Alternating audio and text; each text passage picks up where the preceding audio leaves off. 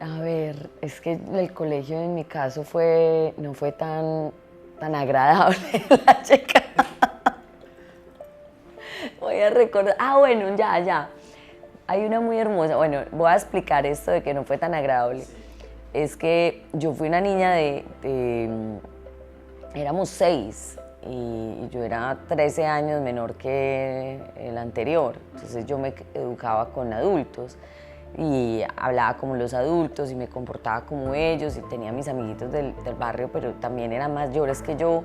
Entonces llegar al colegio para mí fue, digamos, como, no fue una experiencia, no fue un aterrizaje grato. La norma, hacer fila, organizar, llevar lonchera, que me regañaran, como que la norma para mí no era tan sencilla. Pero eso lo conecta con mi recuerdo más bonito, no sé si el más feliz, pero sí el más bonito. Y es una profesora que tuve en primero de primaria, que se llamaba Lucía. Y era porque para mí kinder fue preescolar, me salí, no fui capaz de terminarlo, kinder, di lidia, toda la que se podía. Y esta profesora en primerito de primaria fue como mi guía, mi punto de confianza. O sea, yo después de esa profesora logré como aterrizar en el colegio. Entonces yo creo que ese momento es muy bonito porque además me conectó como con el poder de un maestro, que fue como ella quien me hizo que yo me sintiera cómoda. Ese es tal vez el recuerdo más. Ella estaba embarazada, además, ella no estuvo sino como 6 meses de ese año, pero fueron suficientes como para cambiarme el switch completo del colegio. Yo creo que para mí lo más complejo del colegio siempre fue como el escenario normativo. Es como tú vienes del juego, de la alegría, de la casa, del arte, de bailar, de jugar, de expresarse, todo. Y de un momento a otro llegas a un lugar donde todo empieza a ser serio, donde todo ya tienes que responder, ya hay que hacer filas, hay que medir distancias. Entonces yo creo que mi mayor rebeldía siempre estaba en por qué el lugar del aprendizaje tenía que ser un lugar como controlador, cómo poder manejar la libertad de sentirme libre, sentirme alegre, seguir sintiendo que el aprendizaje era un juego.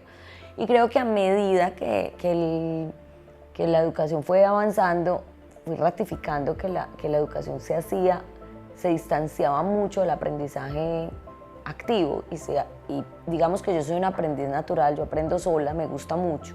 Entonces yo me disfrutaba mucho las tareas, por ejemplo, lo que a la gente lo que a un niño no le gusta, a mí me mataba.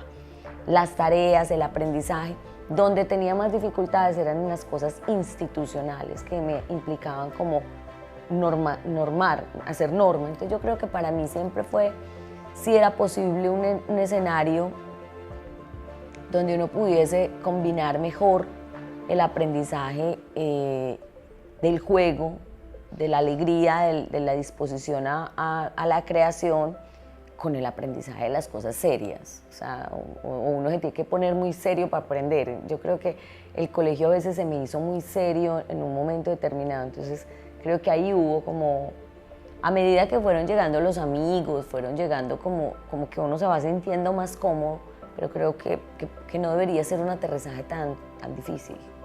Yo creo que yo estando muy pequeña quería ser bailarina, pero realmente mi educación no me condujo a que me desarrollara en ese ámbito, entre otras porque eso no se entendía como una educación, sino más como un juego en ese momento. Hoy yo creo que hay más apertura.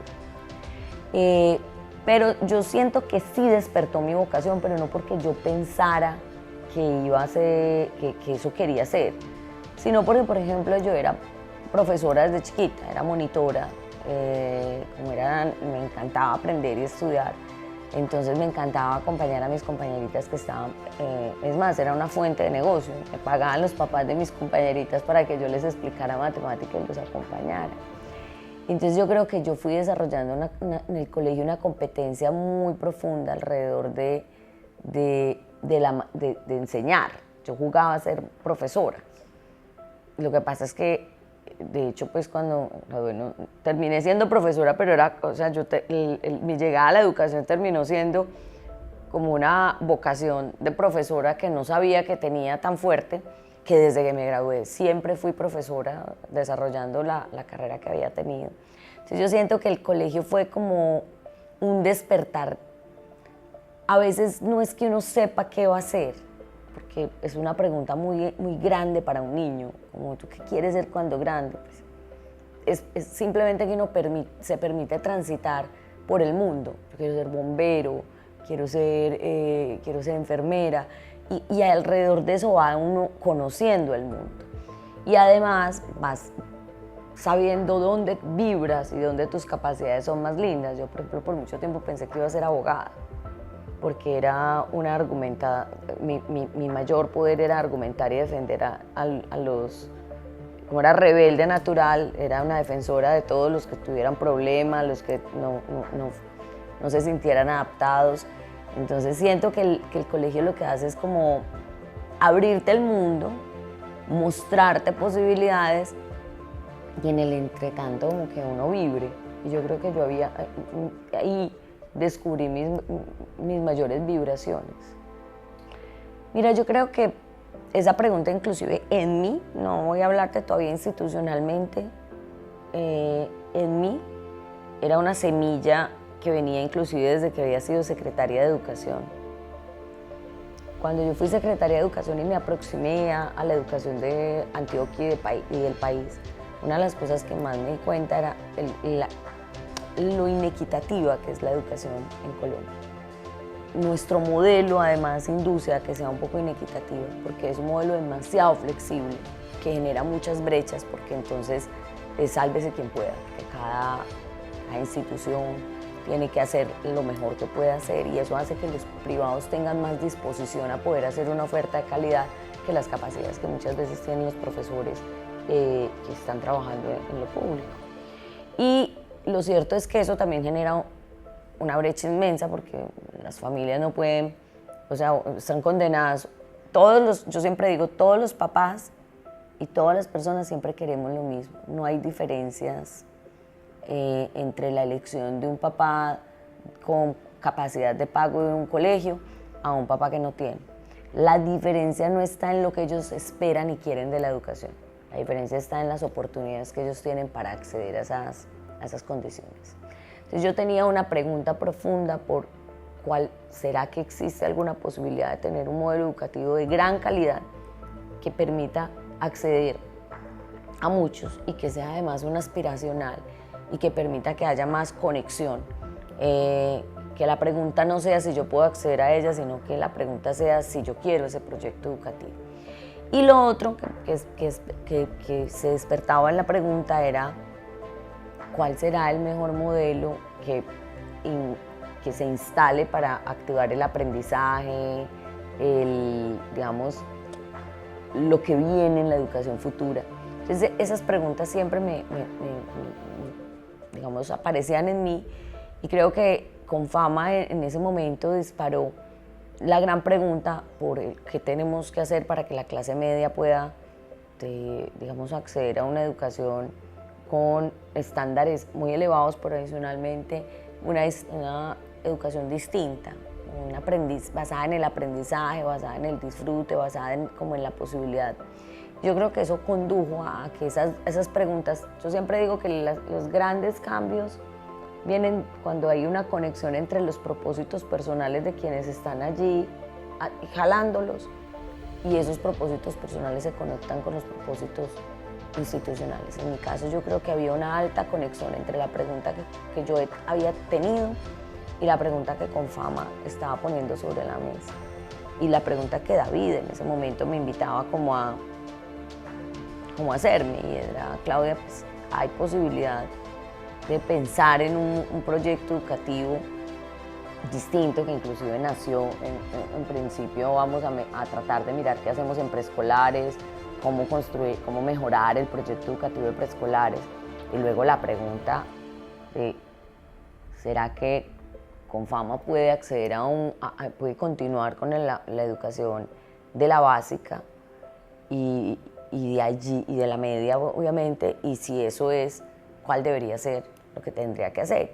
Y la otra hipótesis central era claramente tiene que permitir que la clase media, o sea, uno tenga una, por eso esto no es un colegio pensado en pequeño, es un colegio pensado en red, pensado para el acceso a muchos, que permita que las familias puedan acceder a esa educación y pueda ser de unos niveles elevados.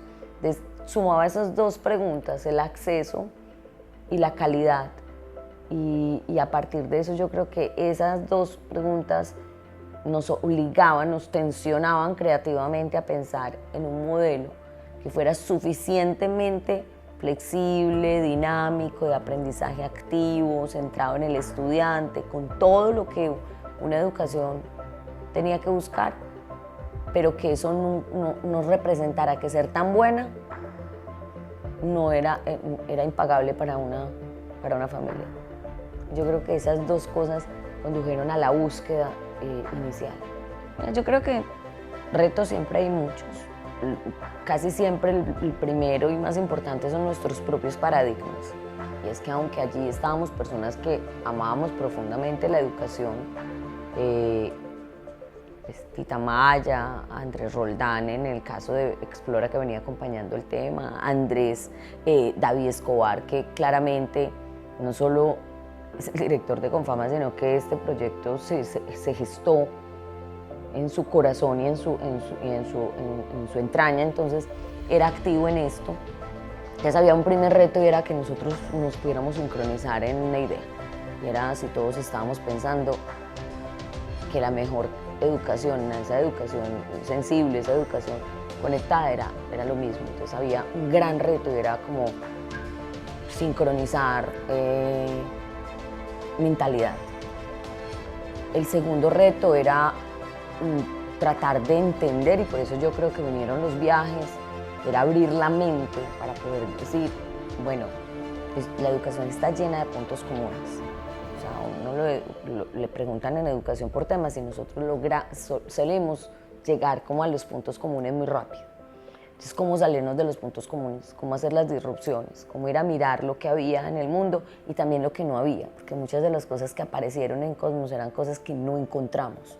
Que no fue porque lográramos haber encontrado ese pedacito del mosaico para ponerlo en el mosaico, no, sino que justamente era tan evidente que faltaba, que era como un llamado de atención.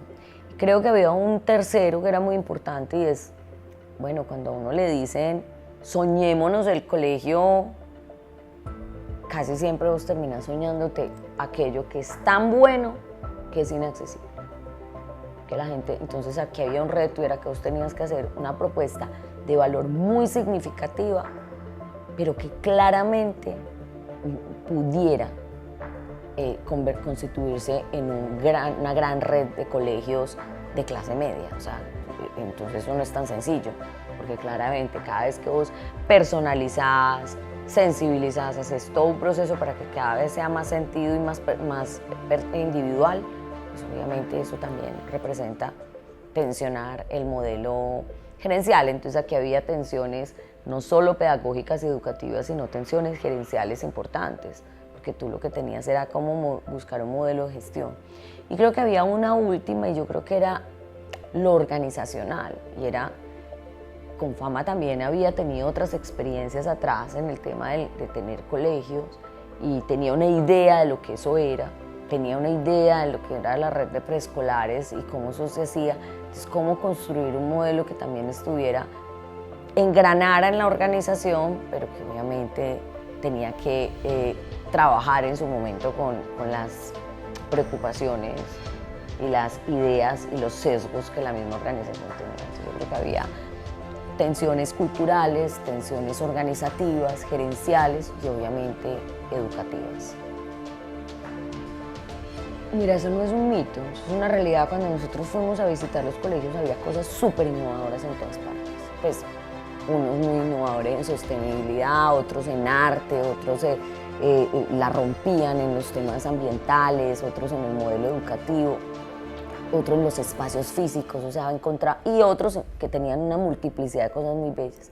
Pero hubo algo muy común en todas, y era que ninguna tenía una propuesta realmente que concibiera el cuerpo como una parte esencial del aprendizaje. porque de alguna manera, en algún momento, nosotros en la educación instrumentalizamos el cuerpo y lo hicimos como una materia de clase, entonces educación física. Entonces educación física se convertía o en deporte, o por ejemplo, vos decís bailo, entonces bailo del cuerpo. Pero la verdad es que el cuerpo es como una membrana conectora en los seres humanos hacia el aprendizaje. De hecho, quien tenga la duda, piense en la pandemia. Como en la pandemia todos tuvimos que estar conectados en una pantalla, nuestro cuerpo no jugó parte de ese proceso de aprendizaje porque en últimas algunos hasta aprendieran acostados en la cama. El cuerpo se alimenta de memorias, el cuerpo introduce, sensibiliza, es el órgano sensorial. Y la sensorialidad, el aprendizaje es sensorialidad. No hay aprendizaje sin sensorialidad, porque la sensorialidad está pasada por tocar, ver, sentir, y todo eso son nuestros sentidos. Pero nosotros no los incorporamos en la educación necesariamente como parte esencial de ese proceso. Entonces, simplemente lo que hacemos es educar en lo físico, entonces en el deporte y demás. Entonces, cuando Cosmo declara somos cuerpo, lo que está diciendo es que cuando yo me declaro como un ser de aprendizaje, yo me declaro con mi cuerpo, que además es un cuerpo físico, un cuerpo emocional, un cuerpo lleno de sensorialidad, un cuerpo trascendente. O sea, el cuerpo no es solamente esto que nosotros entendemos como físico, sino como esa membrana de conexión que te conecta corazón, mente, manos en un proyecto de aprendizaje. Entonces creo que ese hallazgo que además es tan obvio, pero que finalmente era tan significativo para nosotros, era entender que cualquier proyecto educativo que hiciéramos tenía que reconocer el cuerpo como parte esencial, no como un pedazo, no como un fragmento o un pedazo que es objeto de estudio. Vamos a estudiar el cuerpo, sino como la alimentación, la sensorialidad, la conexión trascendente de los chicos en el momento de prepararse para el aprendizaje, el movimiento, ese tipo de cosas.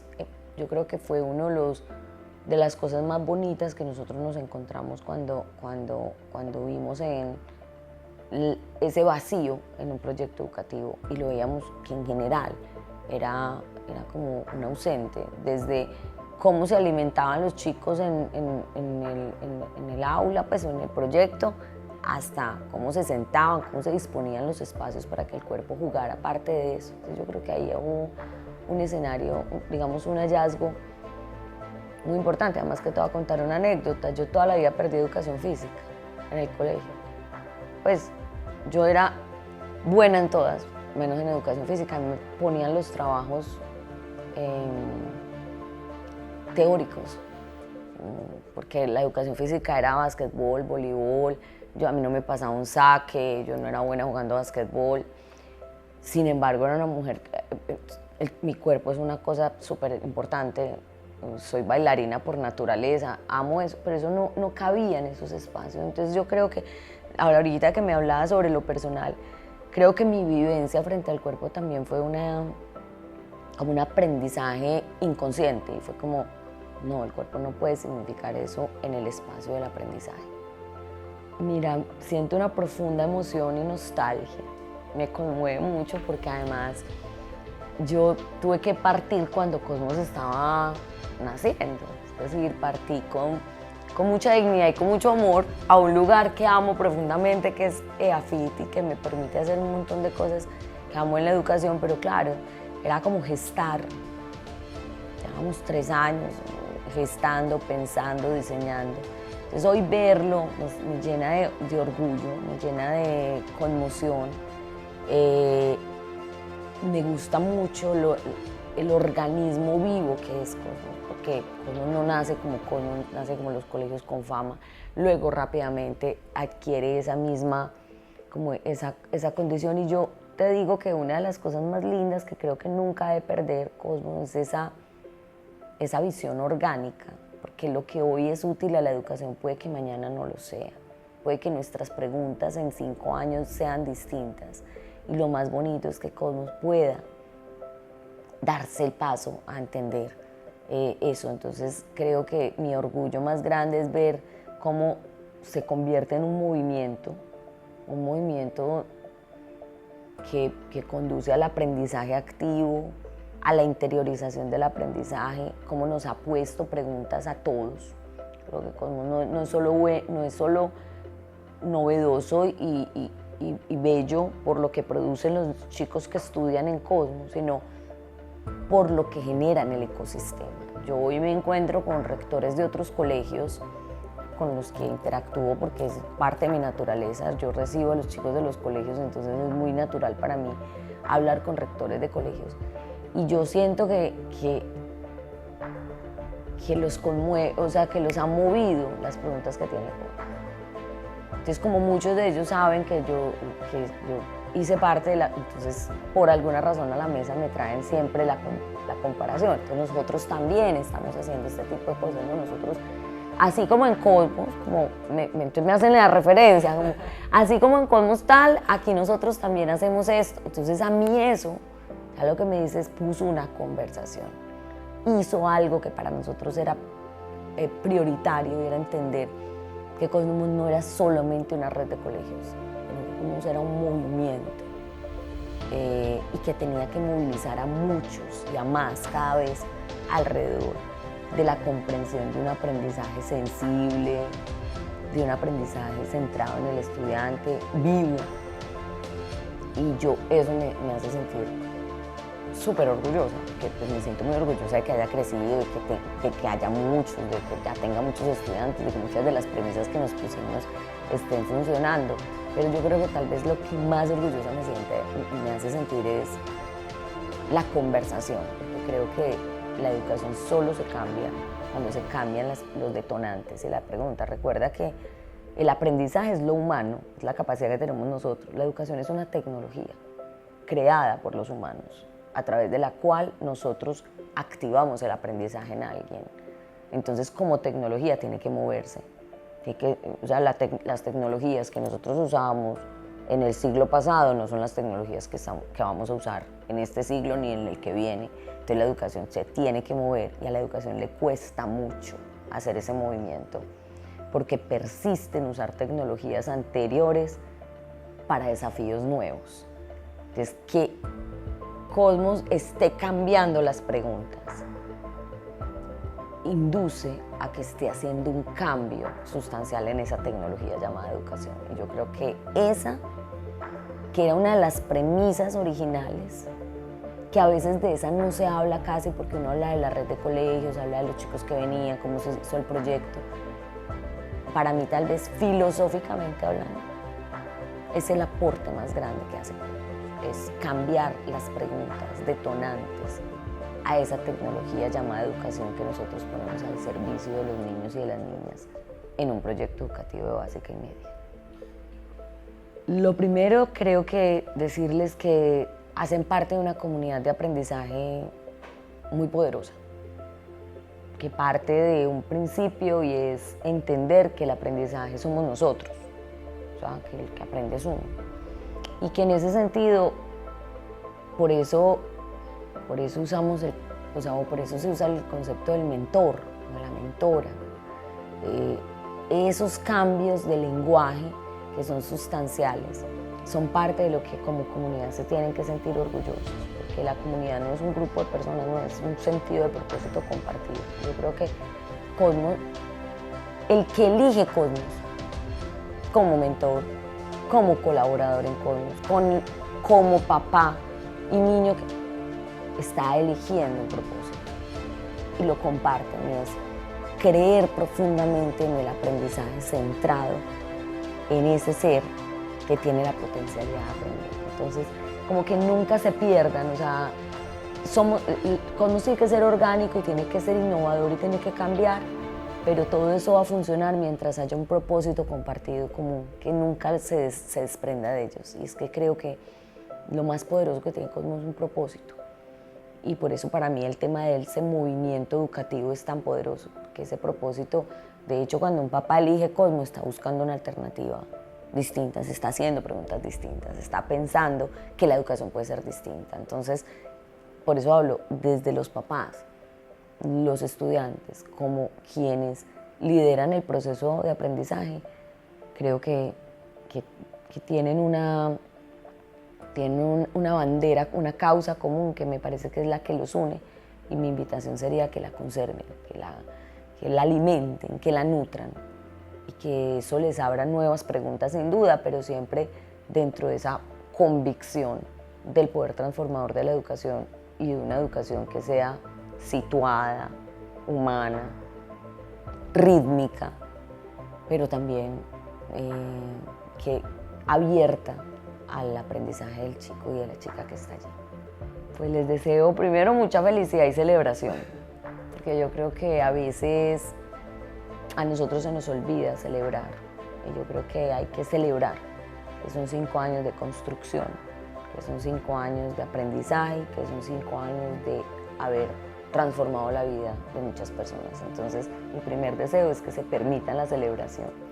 Y lo segundo es, sin duda, muchos más años transformadores en esta elección vital que están caminando, que es la de revolucionar esa tecnología llamada educación.